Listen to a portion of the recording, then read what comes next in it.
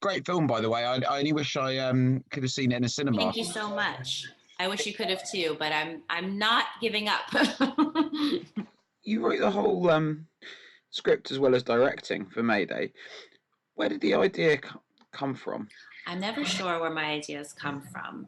They usually a couple of interesting visuals or sounds appear, kind of like stars, and then a shape emerges in them, and then that shape is the movie.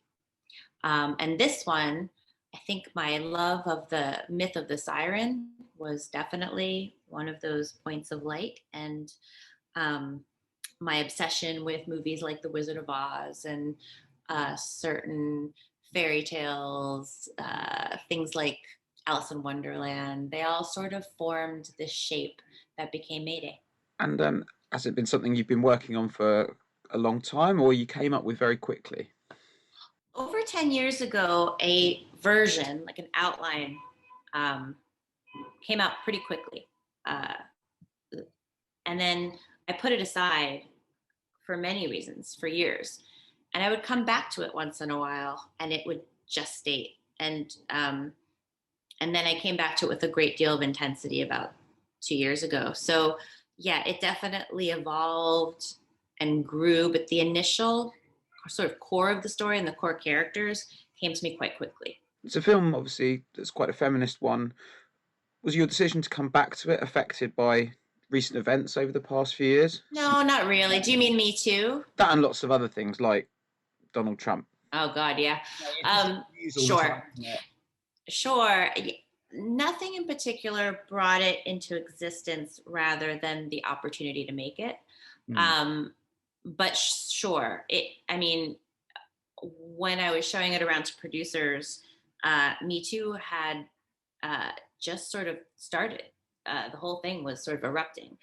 And so, yeah, it in that way, it has a relationship to what's going on in the world. And for me, though, it's kind of with me from the start of my life that, I think of the word feminist to me just means equal rights and opportunity. It's not anything more than that. And for me, just wanting to make work and see women characters and narratives that made sense to me and I could identify with was a struggle, and was also a fascinating treasure hunt for all the work that was out there.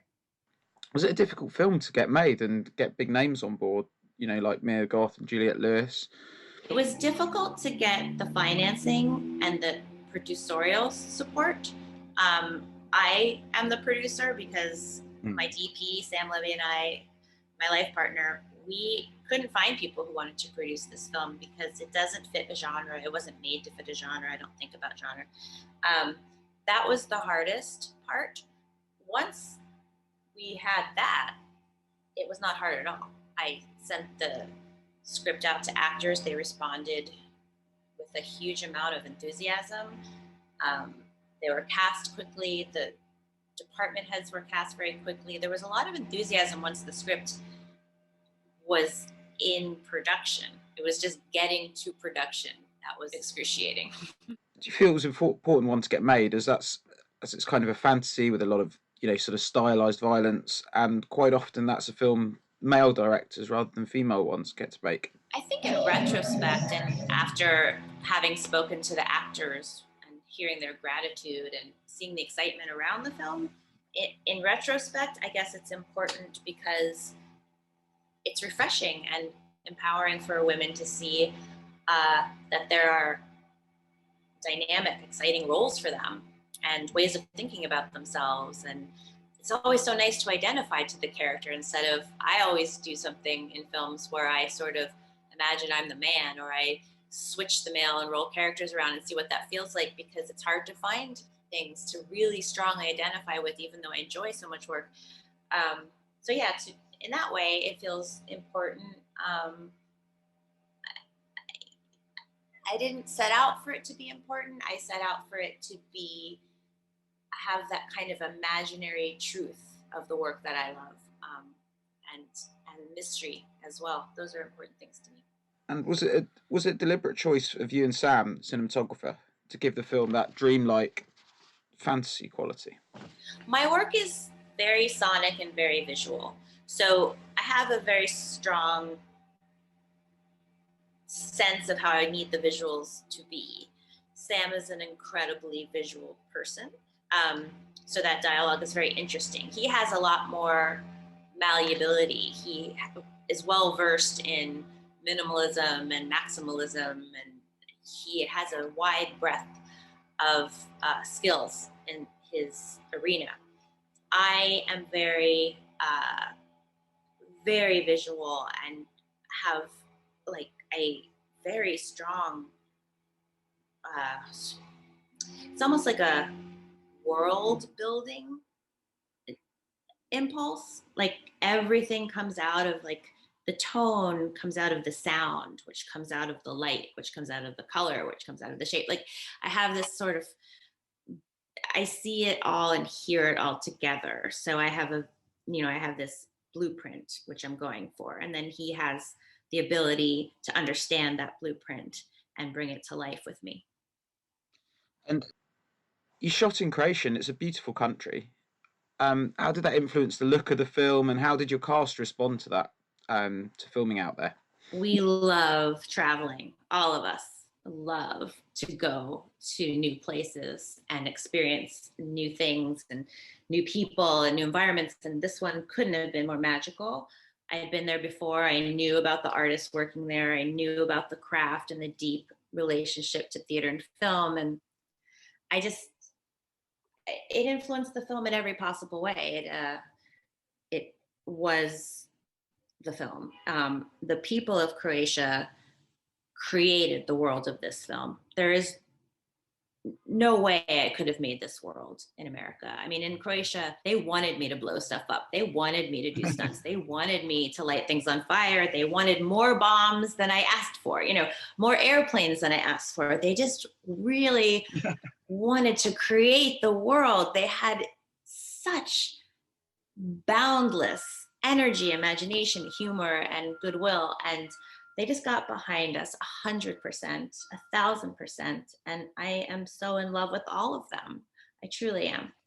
It was the most incredible place to take the film, and the film is Croatia in a lot of ways.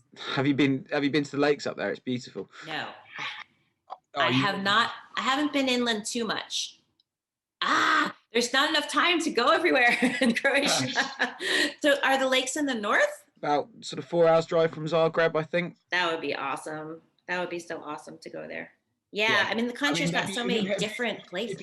If you ever make another sort of fantasy film, Wizard of Oz type thing, there is, By the lakes. It's probably a good location.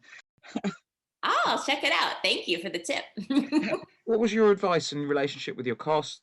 Like, talking to them about the characters, about how they evolved throughout the film. Well, it was interesting because each actress had such a particular way that she asked me to guide her. So it was interesting working with an ensemble like that because one person needs something very specific, and one person needs something that's not that way at all. And so I'm constantly navigating each one.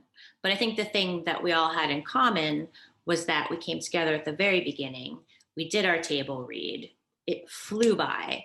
And then we just opened up the conversation in a way that is kind of unimaginable, but incredible. We just started talking about our lives. I asked them what drew them to the script, what work they were most proud of that they made,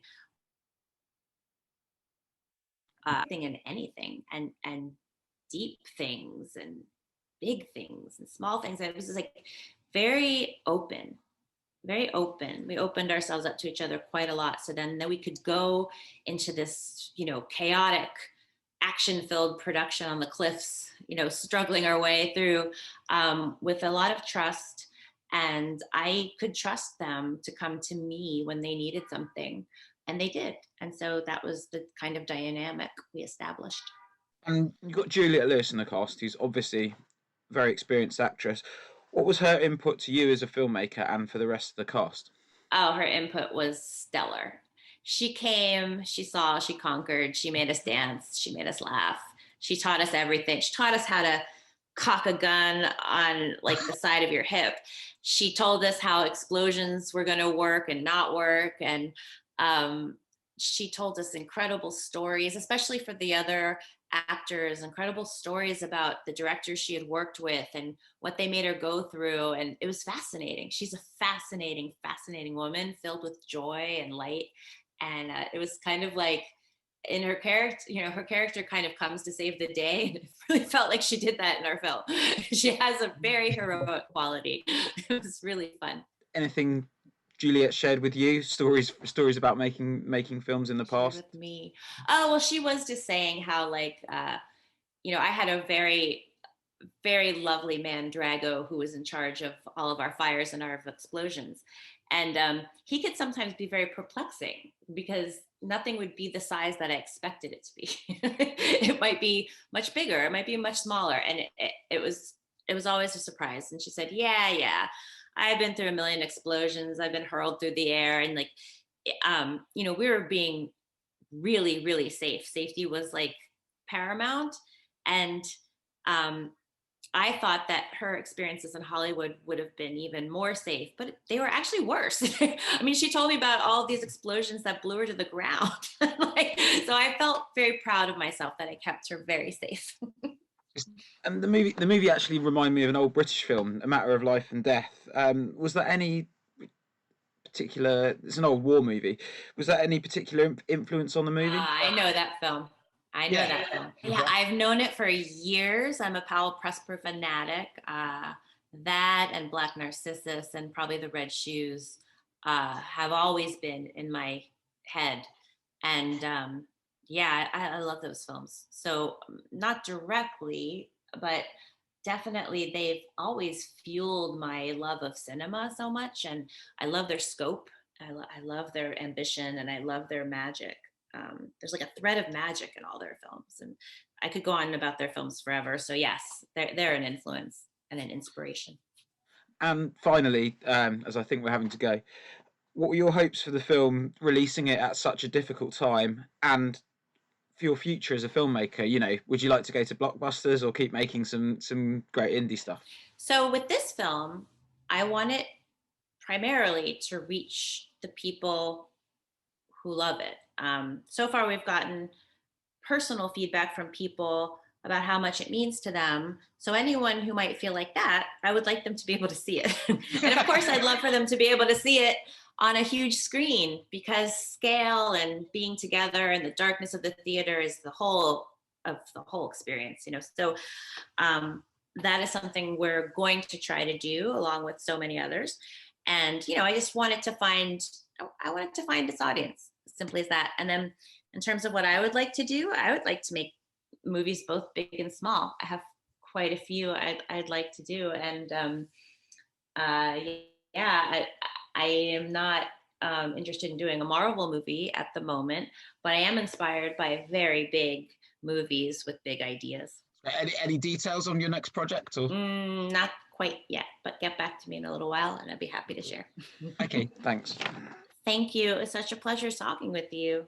No, you really, too. Truly. Fantastic. Okay, take care. Have a lovely evening. Awesome.